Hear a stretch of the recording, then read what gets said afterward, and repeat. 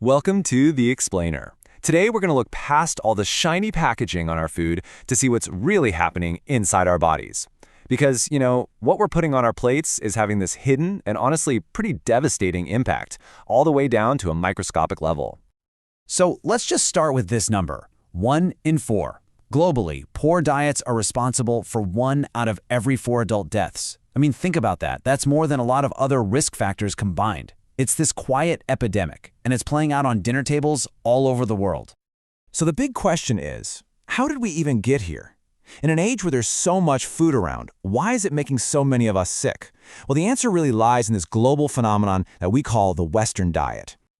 Okay, so before we can really get into the damage, we've got to identify the culprit, right? So what exactly is the Western diet?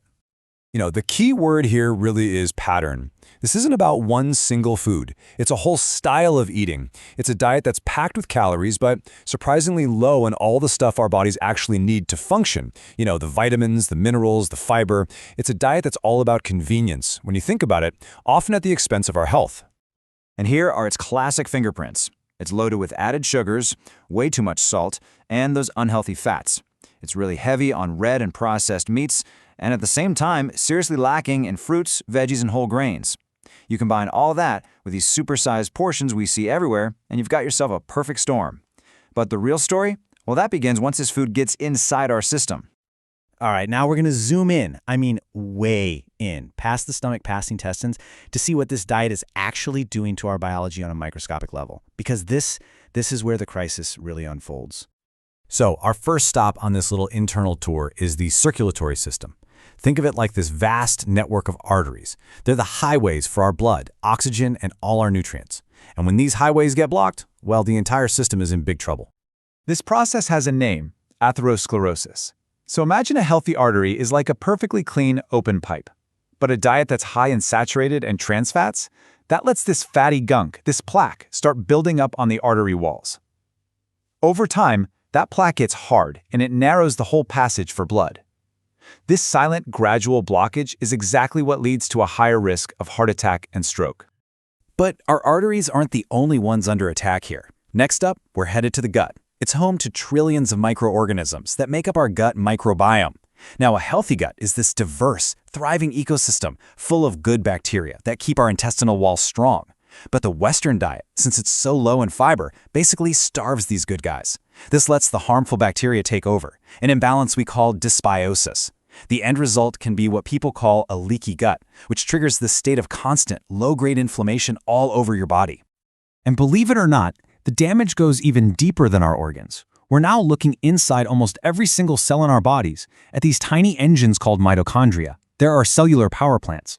So a high-fat, high-sugar diet just throws these power plants into absolute chaos. It actually stops our body from making new, healthy mitochondria and causes the ones we have to just fragment and break apart. This breakdown creates this surge of really unstable molecules called free radicals, and they cause damage we call oxidative stress.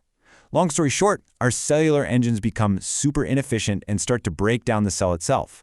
This is a huge reason why this diet is so tightly linked to insulin resistance and type 2 diabetes. Okay, so we've seen the damage up close, right? Now let's pull the lens back. Because this whole crisis, it doesn't affect everyone in the same way. The choices we have on our plates are often shaped by forces way beyond just what we feel like eating. This is such a crucial point. We often talk about diet in terms of culture or ethnicity, but what the research is showing is that socioeconomic factors, things like your income, your education level, are often even more powerful predictors of what you eat. It really comes down to access and affordability.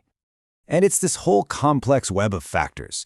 Your socioeconomic status can determine whether you can even afford fresh produce.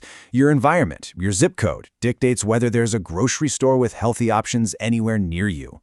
And then you have psychosocial factors like social norms and cultural habits. They all play a huge role in shaping our relationship with food. And understanding this is absolutely vital if we want to create solutions that work for everybody. So look, the picture we've painted is pretty serious, but I promise you, it is not hopeless. While the problem is complex, the path toward reclaiming our health, both as individuals and as a society, is actually surprisingly straightforward. The antidote to the Western diet isn't some complicated fad or secret formula. It's really just a return to basics, eating real food. A diet that's built around a variety of whole, unprocessed foods gives our bodies the fiber, the vitamins, and the antioxidants they need to fight back against all that cellular damage. And here's a great, really practical way to think about it. The ideal plate. For every meal, just try to fill half your plate with colorful vegetables and fruits. A quarter of it should be a good source of lean protein, and that last quarter should be some high-fiber whole grains. It's just a simple visual, but it can completely transform your eating habits. And you can literally start today with some super simple swaps. Instead of salt, try using herbs and spices for flavor. Ditch the sugary soda for water. Choose brown rice instead of white.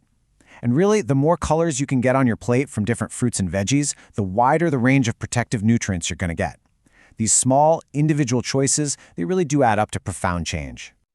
But look, personal responsibility is only one piece of the puzzle. We also need systemic change to make the healthy choice the easy choice. Frameworks like Nourishing, which was developed by the World Cancer Research Fund, they outline policy actions governments can take. Things like making nutrition labels clear and easy to read, restricting junk food ads aimed at kids, and creating incentives for stores to actually stock healthier options. So, ultimately, it all comes down to this one question. Because every meal, every snack, every single drink is a decision. It's a decision that echoes from our society right down into the very core of our cells, shaping not only our own health, but the health of generations to come.